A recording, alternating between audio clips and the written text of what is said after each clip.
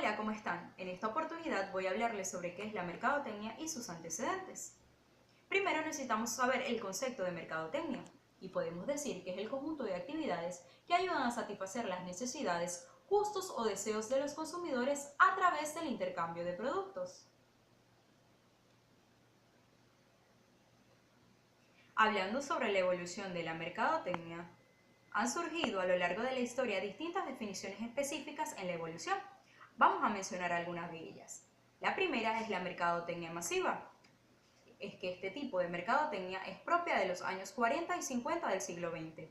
Se llama masiva porque en ese tiempo los esfuerzos comerciales iban dirigidos a toda la población sin distinción alguna.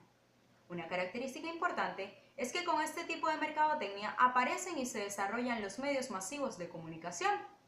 El segundo concepto es la mercadotecnia de segmentos, que aparece en la década de los años 60 del siglo XX, y algunos determinantes para las condiciones de vida que hoy disfruta la humanidad y por supuesto nuestro país no quedó fuera de esta situación. Un ejemplo es el movimiento de liberación femenina de esos años.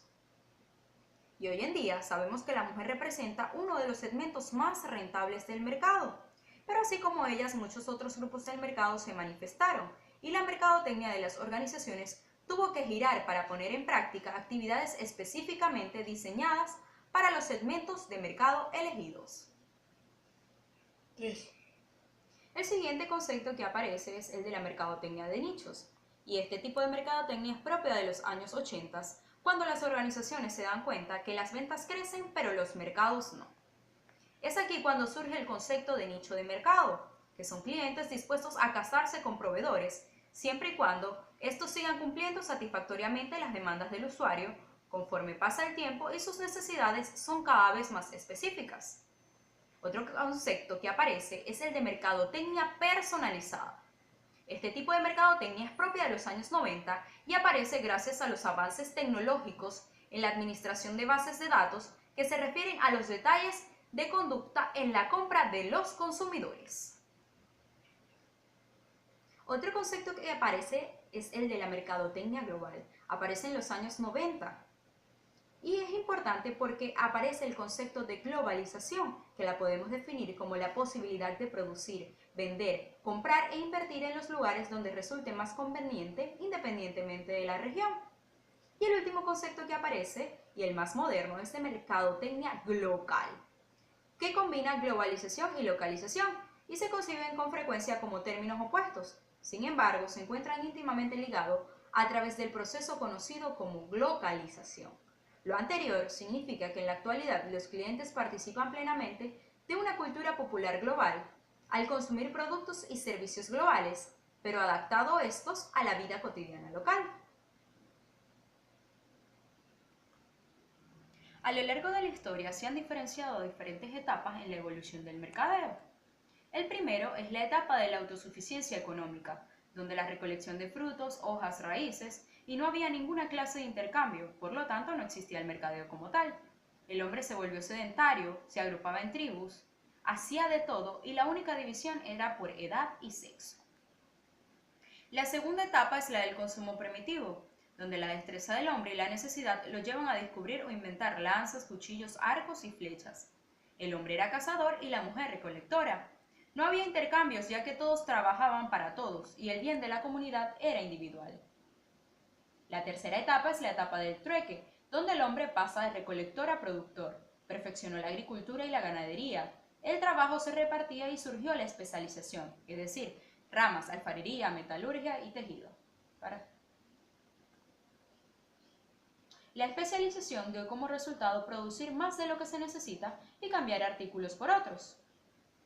Se dio la existencia de una necesidad, se fabricaron bienes, búsqueda de quien los necesitaba, es decir, la venta y el intercambio de bienes. Otra etapa que aparece es la etapa de los mercados locales, donde surgieron lugares físicos en los cuales periódicamente se efectuaban intercambios, naciendo así los mercados locales o mercados. El vendedor de la etapa del trueque se transformó ahora en vendedor formal, agregando a la venta el valor de forma, donde el producto se adaptaba al cliente, valor de tiempo, donde el comprador tiene el producto en el momento que lo solicita, valor de lugar, se lleva el producto al sitio requerido y valor de información sobre el producto que está adquiriendo. Otra etapa es la etapa de la economía monetaria. Por algunas inconformidades en el trueque aparece el valor de cambio para cualquier producto, granos de café, sal o especias, plumas o pieles. Posteriormente, el metal a este problema fue la solución.